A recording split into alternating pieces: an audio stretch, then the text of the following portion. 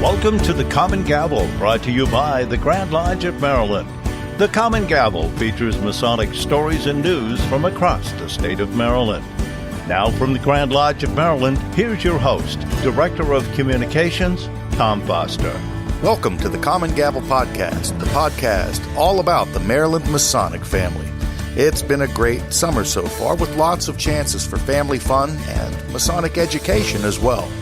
I hope you were able to get out to the summer schools of instruction, and if not, don't forget More Light in Masonry is available 24/7 in the Maryland Masonic Academy, which you can find on our membership manager at glmd.org.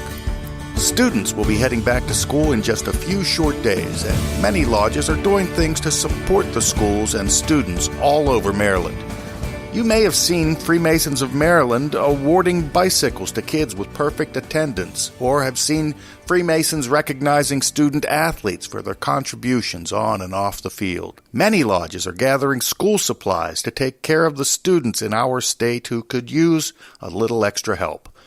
Don't let your brothers do all the work. Jump in and help out. Contact your worshipful master or give your lodge secretary a call and find out what your lodge is doing to help out the schools in your community. Let's start the show with a few words from the Grand Master and the Deputy Grand Master. Time now for the Grand Master's message with the Grand Master of Masons in Maryland, Brother Gus Vorvalis. Once again, Maryland Masonry has lost a mainstay of the fraternity. On May 20th, 2018, Most Worshipful Past Grand Master Benny G. Owens laid down his working tools and passed to the Celestial Lodge above. He was raised in Annapolis Lodge number 89 in 1946 as a courtesy to Parsons Lodge number 117 in Parsons, Kansas. Most Worshipful Owens was an 82-year member of D. Malay and a 72-year member of the fraternity. Grandmaster Owens was also the head of every York Rite body. Benny G. Owens was a pillar of our fraternity and will be greatly missed. We are taught in the Entered Apprentice degree that in every clime are Masons to be found. Of course, this was never more evident than in London this past October, when 139 Grandmasters assembled for the commemoration of the 300th anniversary of the United Grand Lodge of England. This event proved the universality of Masonry. Something occurred on August the 11th that also proved that Masons, no matter where they come from, can come together for fun and fellowship. The Grand Lodge of Maryland was invited to confer the Master Mason degree on a Maryland Mason at the Stone Altar degree in Spartanburg, South Carolina. 26 brothers from the Grand Lodge of Maryland traveled to Spartanburg to attend and participate in the Stone Altar degree. This degree is an annual event and was hosted by Inman Lodge of Boiling Springs, South Carolina. Brothers from Georgia, North Carolina, South Carolina, Tennessee, Florida, as well as Maryland were in attendance. The weather could not have been better for an outdoor conferral. The Stone Altar degree receives its name from the flat stone in the center of the lodge area. It has a square and compasses painted on it and is used for the altar. Montgomery Cornerstone Lodge number 195 was opened by dispensation from the Grand Lodge of Maryland and the Grand Lodge of South Carolina, and Brother Marcus Beverly was raised to the sublime degree of Master Mason. Congratulations are in order for all the brothers who participated in the degree. Their work was exceptional. Most Worshipful Grandmaster Michael Smith brought fraternal greetings to all who attended. We presented Grandmaster Smith with a certificate making him an honorary member of the Grand Lodge of Maryland. He could not have been a more gracious host. Before leaving on Sunday morning, the brothers from Maryland attended a breakfast hosted by Inman Lodge at their building. Brother Beverly was presented with a certificate and shirt from the lodge commemorating the weekend in South Carolina. We thank them for their hospitality. I'm certain that those of you who attended the Grand Master's Ball on August 4th enjoyed it immensely. As guests entered the ballroom, they were amazed at its new look. They commented on how much larger and brighter it appeared with the new wallpaper. The floor was completely stripped and waxed. It turned out much lighter than expected. It looks fantastic. If you are unable to attend this year, you missed a great time. I hope that you will be able to attend next year. A table lodge commemorating the 100th anniversary of the passing of Most Worshipful Past Grand Master Thomas J. Shryock will take place on Wednesday, September 12th at 7 p.m. This event is open to Entered Apprentice, Fellowcraft, and Master Masons. The cost of $35, and you will receive a commemorative firing glass. Hope to see you there. I'm not sure how many times I've been told that Masonry takes a break during the summer months. Well, that is the furthest from the truth when it comes to Maryland Masonry. Our lodges are busy conferring degrees, participating in fairs, marching in parades, and having lodge picnics. It's a great time to be in the Masonic fraternity. Enjoy the fraternity.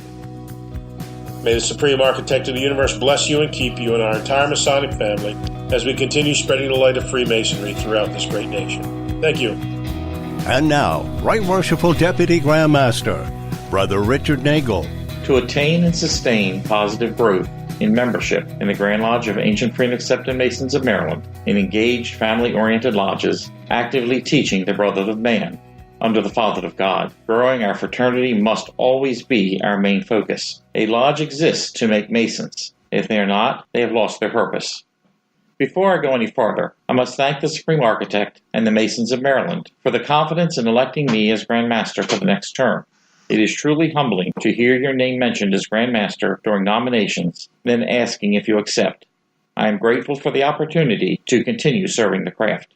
When I think about our mission and what we need to do, it reminds me of the old sayings like, you need to prime the pump or wet your whistle before expecting results. Our media awareness campaign is a part of this. Inquiries come in daily to the Grand Lodge and after proper vetting are sent to lodges near their location. A member of the lodge needs to contact them at least by email within 24 hours and a phone call within 72 hours. Follow-up should be made within 1 week and then again in 1 to 2 months. If they are truly interested in the fraternity, they will make it known.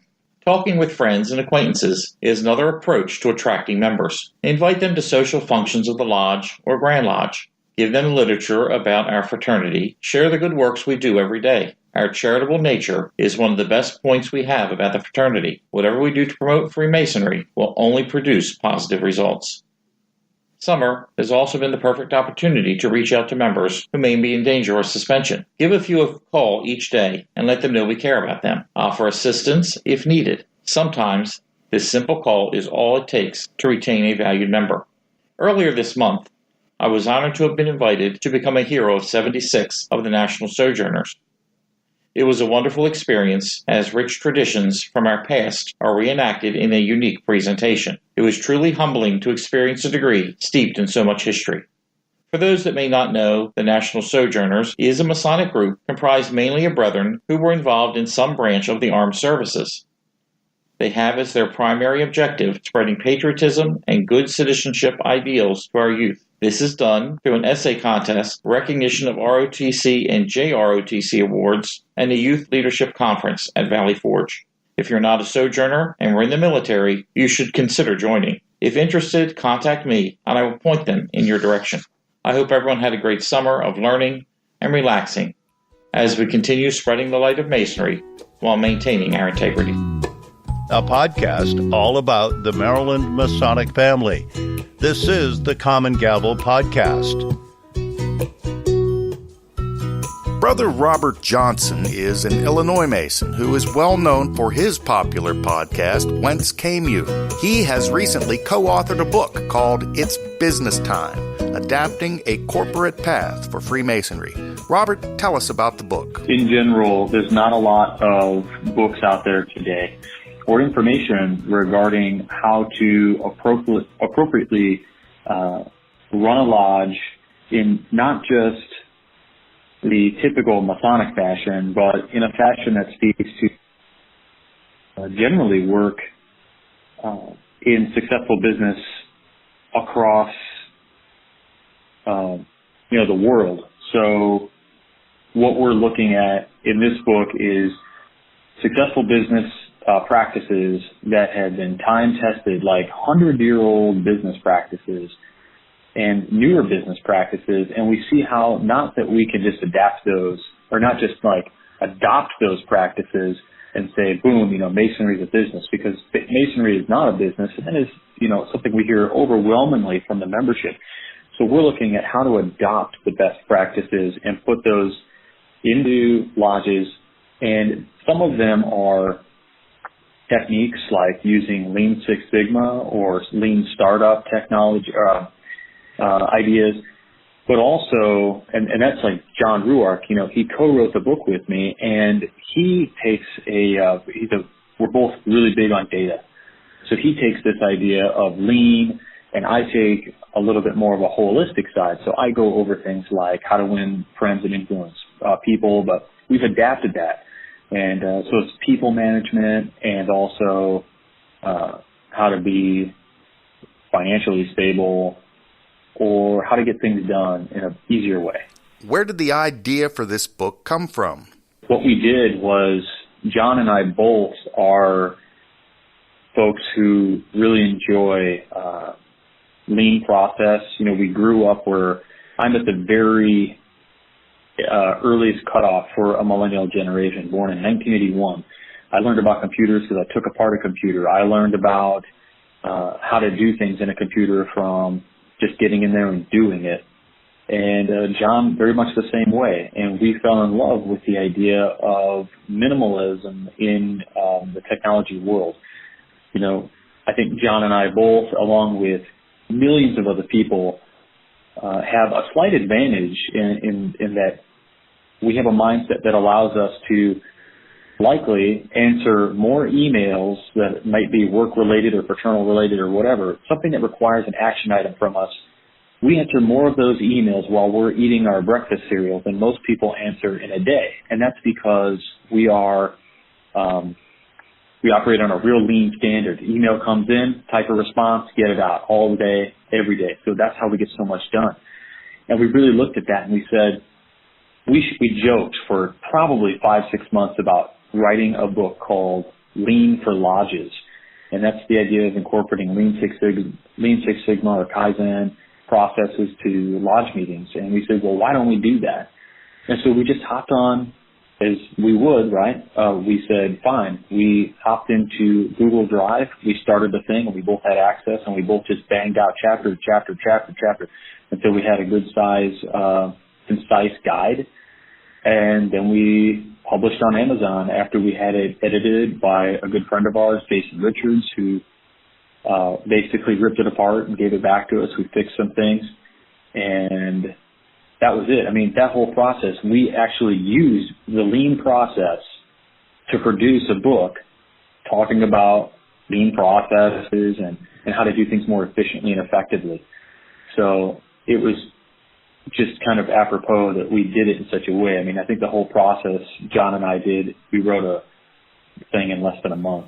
There's a lot of pushback from some brothers on the idea of a lodge being run like a business. How do you respond to those naysayers? Well, that's a great question. And I would simply say that the information can always be there. And we need to just kind of adapt how we're presenting the information. I'm involved in a lodge startup right now, and one of the things that I'm doing as a secretary of that particular organization is, like when I send out the minutes of a meeting, these are planning meetings, not lodge minutes per se, but the lesson sticks nonetheless. I have a practice of, at the top of all of my documents that I send out, I have something that says TLDR, too long, didn't read. And underneath that are like 6 bullets that all I want you to take. If you do nothing, if you don't read this whole email, just read those top 6 things, and then you're good. If you have more questions, then read the whole thing. Go through it. So the people who will say like these kind of processes and things have no place in masonry, I get it.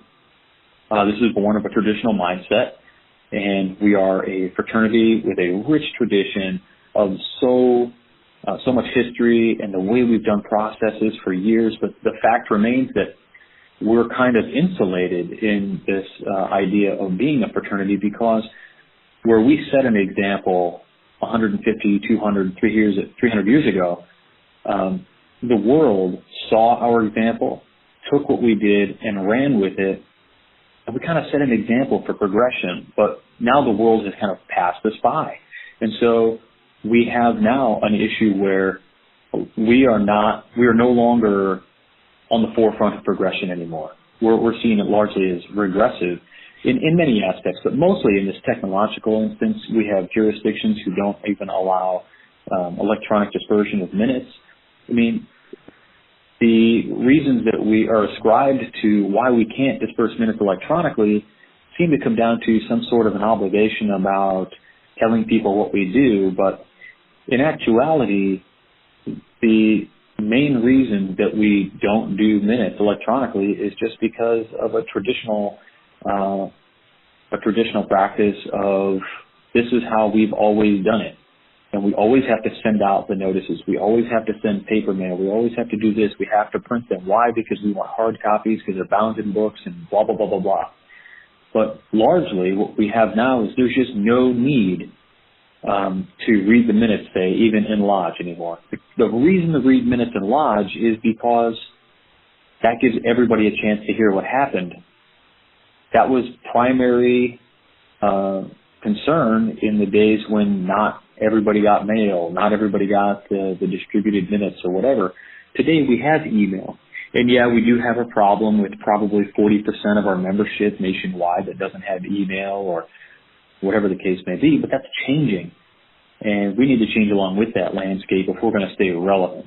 I'll tell you right now, if I get an email of the minutes and then somebody doubles up the effort and sends me a paper copy of the minutes, I don't read the paper copy. It's like, hey, thanks for, Mitch Hedberg was a famous comedian before he passed away, and he said something along the lines of, when people pass me a pamphlet, they're really saying, here, you throw this away.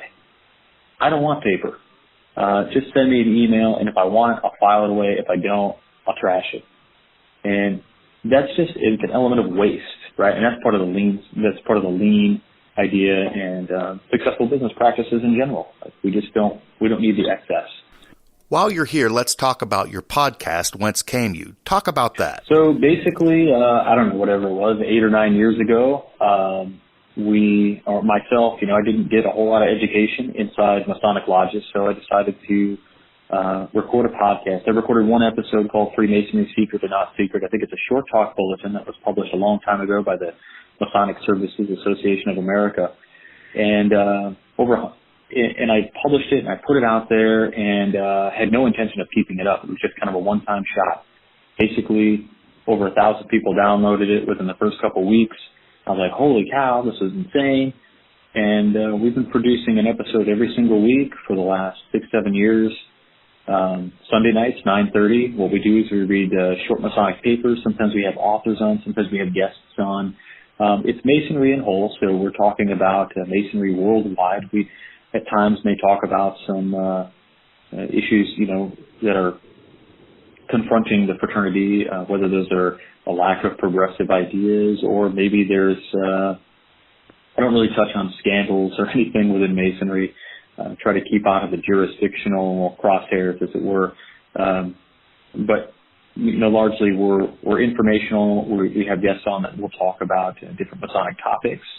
Like I said, maybe a book came out. Steve Harrison just released a really great first volume of his new work on Ray Denslow. And so those are the kind of people we get on the show and talk a little bit about whether that's Masonic history, or we may have episodes where we dive into the more spiritual or esoteric, if you will, realms of the fraternity. And we'll talk about we'll bridge different topics, whether that talks about Masonry and its relation to Kabbalah or the chakras, or, you pick your comparative religion topic, kind of nothing's off the table. Largely, again, we're primarily just education. We try to keep the episodes between, whether it's 20 minutes, sometimes they're an hour and a half. It really depends on the week. And there's really nothing that guides that. It's kind of just week by week, I'll find something on the internet and I will record it and put the show together and put it out. So that's really what it is. It's 9:30 on Central Time every Sunday night. We go dark, as we say, right? 2 weeks a year. So we do 50 episodes a year mostly. In some episodes, we'll have some guest hosts on. We had Brother Nick McGeehee from Florida do a guest spot. We had Brother Nick Johnson do an episode, and as we know, he's up north. But it's a fantastic way to share Masonic education across the nation, across the world. And we're really proud of what we've put together, and really proud to be part of such a unique online community of now what consists of almost 30 Masonic podcasts, and most of which, I should mention, are done by regular Masonic brothers. And by that I mean they're recognized Masonic, whether they are Prince Hall or just Grand Lodge of the state. Largely, I think there may be one or two clandestine Masonic organizations producing podcasts out there, but try not to give those guys too much press, I guess. Absolutely. Well, and before I let you go, tell me where to get the podcast and also, obviously, where to get the book. Sure. So the podcast is available on iTunes, on Stitcher, pretty much any podcast aggregator. Just type in Whence Came You, and it should pop up. If you want to, one of the better things you can do, we have an app also. It used to be a standalone app, but that was costing our subscribers to pay like $2 every time they downloaded it. So we found a way to offer the app for free, so you can download the podcast source app from Liberated Syndication.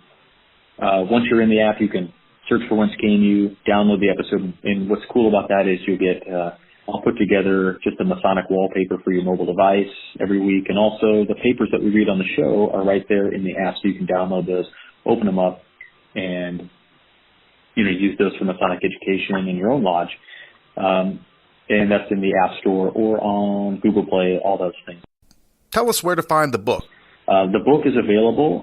We have it on Amazon.com, so you can pick it up from there as a print book. You can get it as a Kindle edition also, which was super important for John and I because we recognized that there was a certain book that was published earlier this year that mentioned something about the millennial generation and how we are with technology and things, and the book wasn't available in an ebook. And we thought that was kind of ironic. So we wanted to make sure we had it electronically. So it's ebook through Kindle. We also have it on iBooks, and it's a print book. And we just released it on Audible.com as well. We had Brother Jared Stanley from What is a Mason do our audio book, and it's fantastic. So people have been enjoying it. Every way you can consume it, it's out there for you if you're interested. Brother Robert Johnson, thanks for joining us. From the Grand Lodge of Maryland, you're listening to the Common Gavel Podcast. The Maryland Summer Schools of Instruction have been going on all over the state and recently concluded, and many officers and brothers have been able to learn lots of new things about Maryland Masonic ritual.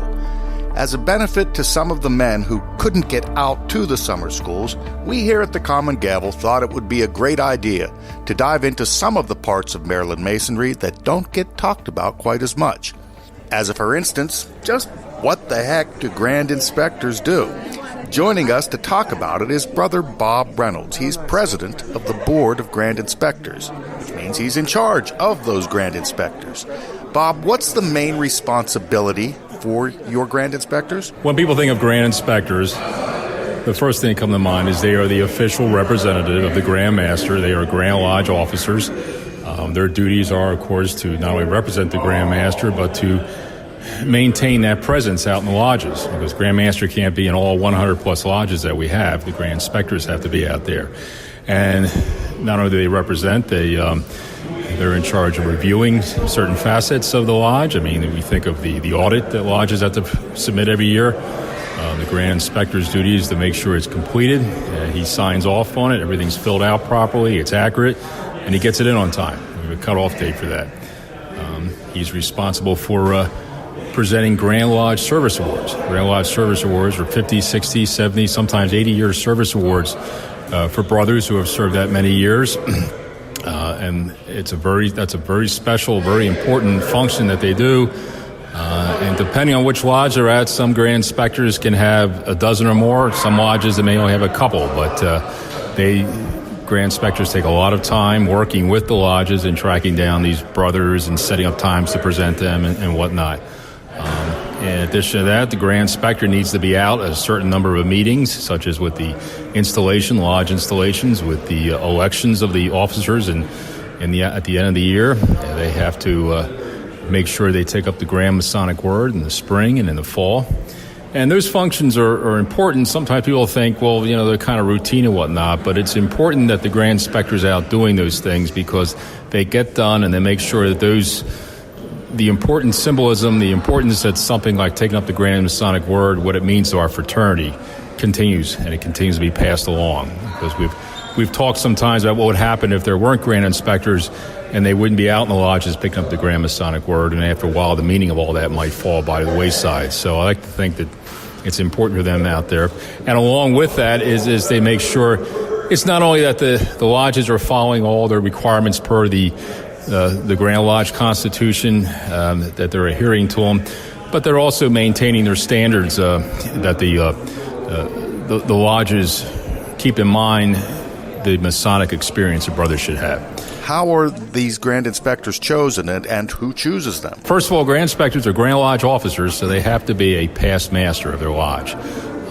Grand Inspectors are chosen, and they are members who have distinguished themselves in their Masonic career. They've been in leadership positions, either in their lodges or elsewhere in the fraternity or the appendant bodies, where they've shown a very high caliber, high level of leadership. They've shown a very good attitude. Personality is very important because they have to be able to go out and in a positive way represent the Grand Lodge. And often more than not, Grand Inspectors are recommended by others, or potential candidates, I should say, rather, are recommended by others. We encourage people who are interested in becoming Grand Inspectors, they're going through to become a past master, to contact their Grand Inspector and let them know. Because we ask the Grand Inspectors to pass it up through the chain of the command to the Vice Presidents. We have 10 regions throughout the state jurisdiction, and each of these regions has a Vice President with a group of Grand Inspectors reporting to them. So the Vice Presidents like to bring in possibilities. People are looking every year because a Grand Inspector cannot serve any more than 6 years consecutively. And so each year we're always looking for replacements. So we encourage them to tell their Grand Inspector, who tells their Vice President, who passes up to the President of the Board of Grand Inspectors. In terms of etiquette in a lodge, the Grand Inspector always speaks last. Why is that? Well, remember, the Grand Inspector is representing the Grand Master. And normally if the Grand Master came to your lodge, he would be last to speak. So in his absence, the duty then falls on the Grand Inspector. And it's their job, the Grand Inspector, to make sure, you usually know, to leave on a very positive note. They talk about different events that are going on with the Grand Lodge. They're supposed to promote the Grand Masters and Grand Lodges programs and whatnot. And they comment, on the things that are going well. If they were there for a particular night to watch a Master Mason degree, they certainly want to encourage, if they saw a good ritual, that they tell the brothers that. So, is there a fun aspect to being a Grand Inspector? It is fun because you get to go in other lodges and you get to build that relationship with other brothers. And I think it's an honor. I think just about all guys who become Grand Inspectors feel it's quite an honor. They get to wear the collar and they become a Grand Lodge officer. And we even have a tradition now if you complete your 6 years as a Grand Inspector, you get to have a past Grand Inspector badge that you can wear. Brother Bob Reynolds, President of the Board of Grand Inspectors, thanks for joining us. This is the Common Gavel Podcast. Well, it's Tom's trivia time, and last time we asked you, in most historical Masonic renderings of the beehive symbol, how many bees are buzzing around that hive. The answer is 7, representing a regular Masonic lodge of officers. They are usually found in a group of 3 on one side and a group of 4 on the other. The 3 bees, of course, represent the principal officers, and the group of 4 represents the appointed officers. Here's another little tidbit about the beehive. In the Rosslyn Chapel in Scotland, which is largely reported as a famous early Masonic structure, a beehive was actually hidden in the top of the chapel and built in such a way that the honey from the hive was not accessible. Why did they do this? Well, no one knows for sure, but maybe it was simply to create a living tribute to an important Masonic symbol. Our winner was Brother Tom Jones of Annapolis Lodge number 89, and he's getting a great Masonic prize. This month's question is a little easier. What exactly is a waterford? A word we learn in one of our degrees. If you know the answer, send it in to podcast@glmd.org. And from all the correct answers we receive, we'll choose a winner for a great Maryland Masonic prize. That's going to wrap up another edition of the Common Gavel podcast. For Maynard Edwards, for our assistant producer this month, Jeff Vilkus, I'm Tom Foster. Make it a great month in Maryland Masonry. If you're interested in becoming a Freemason or you have questions or comments about the Common Gavel podcast, email us. That address is podcast@glmd.org or visit mdmasons.org. The Common Gavel podcast is produced by Maynard Edwards in association with the Grand Lodge of Maryland. Your host has been Tom Foster, and I'm your announcer, Bob Chase.